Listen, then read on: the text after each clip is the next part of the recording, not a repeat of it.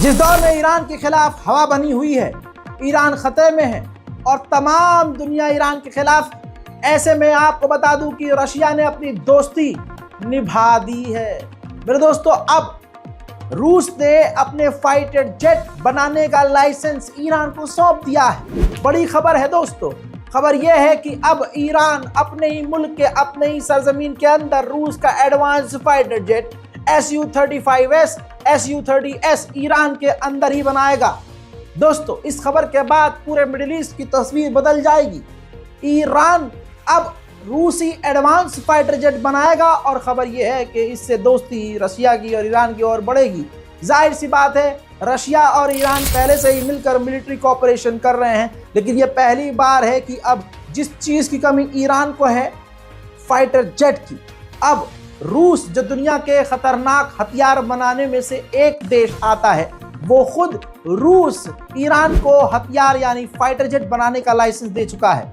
अब जरा तवज्जो चाहूंगा, ईरान की खतरनाक मिसाइलें, जुल्फकार मिसाइल, बैलिस्टिक मिसाइल, इसके अलावा हाइपरसोनिक मिसाइल, इसके अलावा कुछ मिसाइल, ये सब उसी फाइटर जेट में तैनात हों और दुश्मन की छाती पर दंदनाते हुए फेंक दी जाएं।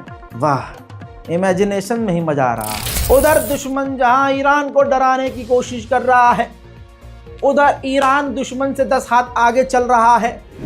आपकी स्क्रीन पर ईरान के IRGC के कुछ फोर्स के सुपर कमांडर ने धमकी दी है पहली बार इजराइल को, और कहा है कि सुनो, हम ज़मीनी कार्रवाई करेंगे और ज़मीनी कार्रवाई करने में हम पूरी तरह से ग्राउंड ऑपरेशन इजराइल में करने के लिए पूरी तरह से तैयार हैं। इसका मतलब ये है दोस्तों कि अगर दुनिया के सामने ईरान के आर्मी चीफ कह रहे हैं कि हम ज़मीनी रास्ते से इजराइल में घुसकर कार्रवाई कर सकते हैं, तो तैयारी ईरान की मतलब पूरी है। यानी जो बात दुश्मन कल तक कहता था कि हम यहाँ पर ज़मीनी कार्रवाई कर सकते हैं, हम वहाँ कर सकते हैं, अब ईरान वो खुद कर सकता है। आया अगर موتور عملیات زمینی روشن شود می تواند از مقیاس عملیات بیت المقدس ما در سال 61 بگریزد. رژیمی که با یک عملیات می شکند نباید اینقدر مغرور موفقیت های کاذبی شود که در اثر کشتن زنان و کودکان بی‌دفاع به دست آورده است. اینها موفقیت نیست، ننگ است، عامل نفرت است، عامل شکست است. जवानों लुबनानी। इसके अलावा ईरानी कमांडर ने और बड़ी बात कह दी। उन्होंने कहा कि इजराइल एक कैंसर है जिसे इस्लामिक वर्ल्ड के बीच में इस कैंसर को जो फंसा हुआ है जल्द निकाला जाएगा। उधर मेरे दोस्तों, ईरान ने UN को भी लताड़ लगाई है और जलील किया और कहा कि UN बेकार है। UN अमेरिका और इजराइल को ही सपोर्ट कर रहा है और अमेरिका के हिसाब से ही चल रहा है। इजराइल को और इजराइल के एग्रेशन को पूरी तरह से रोकने में UN फेल हुआ है, फिर ऐसे UN का क्या फ़ायदा। वहीं ब्रिक्स की मीटिंग में ईरान के राष्ट्रपति मसूद पेज़ेश्कियान ने कहा पूरे ब्रिक्स के सामने कि इजराइल हमले और जंग की वेव फैला रहा है, नई जंग छेड़ रहा है और मासूमों को मार रहा है, अनवांटेड जंग क्रिएट कर रहा है और इलाके में खतरा पैदा कर रहा है हर दिन नया। उसी ब्रिक्स के अंदर व्लादिमीर पुतिन ने कहा कि मिडिल ईस्ट जंग के मुहाने पर है। इसकी वजह यह है कि इजराइल और ईरान की टेंशन बहुत ज़्यादा बढ़ चुकी है। Боевые действия сейчас распространились и на Ливан. Оказались затронутыми и другие страны региона. Резко вырос градус конфронтации между Израилем и Ираном.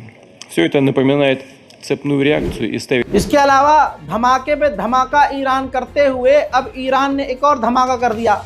ईरान के विदेश मंत्री ने कहा कि ईरानी पत्रकारों से कि अगर इजराइल ने कोई हरकत करी तो हम बहुत कैलकुलेटेड और बहुत ख़तरनाक हमला पूरी जवाबी कार्रवाई के साथ करते हुए इजराइल को बड़ा झटका देंगे। ليس سرا أن الولايات المتحدة تدعم إسرائيل دائما، ونعلم أنها تقف وراء أي هجوم إسرائيلي على إيران. لقد دافعنا عن أنفسنا في المرة الماضية وسوف ندافع هذه المرة أيضا. إذا هاجمتنا إسرائيل فسنرد بطريقة مناسبة، وردنا سيكون محسوبا ومدروسا جيدا. لدينا ما يكفي. उधर ईरान ने एक और बड़ा कदम उठाया। ईरान सबसे ज्यादा पैसा तेल और गैस बेचकर करता है। अब ईरान ने फैसला ले लिया है कि ईरान के तेल की कमाई का 42 से 43% जो हिस्सा होगा वो अपनी IRGC मिलिट्री फौज को हथियार देने और उसको मजबूत करने में खर्चा करेगा। हजरात मोहतरम, जो विवादित व्यक्ति IRGC के कमांडर इस्माइल कानी, जिनके ऊपर ये इल्ज़ाम था कि इन्होंने इजराइल को नसरुल्लाह की लोकेशन बताई, एक बार फिर से तस्वीर में देखिए, ये यहिया सिनवार के एक मेमोरियल में, एक प्रोग्राम में तेहरान में देखे गए। मेरे दोस्तों, यहाँ पर दो तरह की टकराव वाली बातें हैं। पहला पॉइंट ये कहा जा रहा है कि ईरान जानबूझकर इनके ऊपर लगे हुए एलिगेशन को ढाक रहा है और पब्लिक के बीच ला रहा है ताकि ईरान पर लोगों का भरोसा बना रहे। दूसरी बात ये है, शक वाली बात, कि ईरान ने कहा था कि IRGC के इन कमांडर को, इस्माइल कानी को, Ayatollah खामनाई, supreme leader of Iran, award देंगे। दोस्तों, 20 दिन गुजर चुका है, अभी उस अवार्ड का नामो निशान नहीं है। आपको क्या लगता है, इस मुद्दे पर कमेंट कीजिएगा। बात हुई ईरान के सुप्रीम लीडर की, तो उनका भी बयान सुनिए। उन्होंने कहा है कि इस वक्त ईरान यानी हम साइकोलॉजिकल और फिजिकल दोनों जंगों का सामना कर रहे हैं। इजराइल के अंदर अमेरिका के थर्ड एयर डिफेंस सिस्टम तैनात हैं।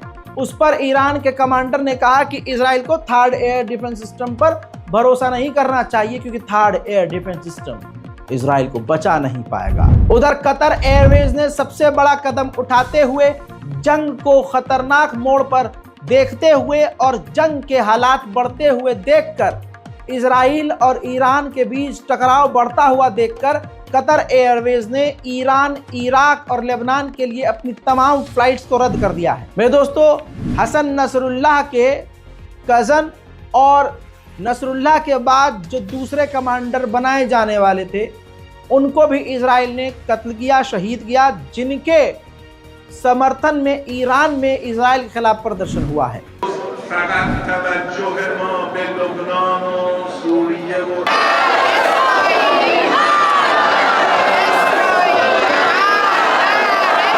فرزانه داریم، نزدیک جغرافیای محل زندگی رهبری هم هستیم. حکومت اسلامی در عراق جهان در طول تاریخ این حماسه همچنان همین است. این نوای سلیمانیم، یا زهرا یا زهرا یا زهرا من। लेबनान में इजराइल की खतरनाक बमबारी में जो महिला, ईरानी महिला मारी गई, उनका जनाजा तेहरान पहुंचा, जहां उनका स्वागत पूरे ईरान ने किया और आखिरी रसूमात जोर शोर से किया गया। इजराइल ने ईरान पर हमला डिले कर दिया और अब नया प्लान बना रहा है, क्योंकि ईरान ने एक झटके में इजराइल का प्लान फेल कर दिया है। बता दूं, याद दिला दूं, पिछले हफ्ते से मैं आपको बता रहा हूं कि इजराइल का जो हमले का प्लान था, वो डॉक्यूमेंट उसने अमेरिका को सौंपा। अब अमेरिका के व्हाइट हाउस से सिक्योरिटी से लेस उस पूरी सिक्योरिटी की जो पूरी वो परत है, वो तोड़ दी ईरान ने और उस डेटा, उस डॉक्यूमेंट को हासिल कर लिया और पूरा प्लान ईरान को पता चल गया इजराइल का। बाइडेन सर खुजाते रहे और CIA और बड़े बड़े संगठन, खुफिया जांच एजेंसियां अब इसकी पड़ताल कर रही है कि कौन है भाई हमारे यहाँ, कि उसने ईरान को सब कुछ बता दिया। अब इस वजह से इजराइल का प्लान फेल हुआ और ईरान के खिलाफ अब नया प्लान इजराइल बना रहा है।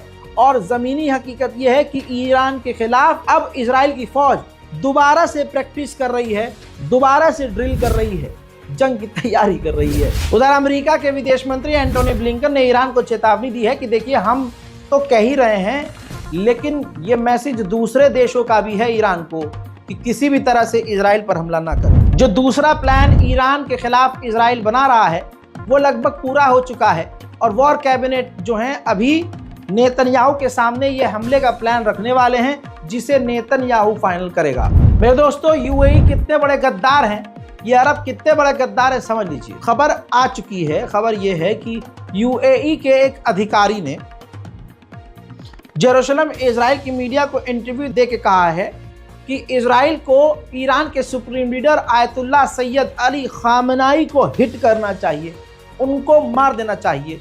इन्हीं के मौत के बाद मिडिल ईस्ट में शांति आई। मेरे दोस्तों, ये थी ईरान स्पेशल रिपोर्ट। इस रिपोर्ट में तमाम ईरान से जुड़ी हुई खबर मैंने आपको दे दी है। इस वीडियो को शेयर कीजिए, डाउनलोड कीजिए, अपने सोशल मीडिया पर पोस्ट कीजिए और अपने व्हाट्सएप पर लिंक को शेयर कीजिए। मैं हूं रजा और आप देख रहे थे रजाग्राफी अनस्क्रिप्टेड। जय हिंद।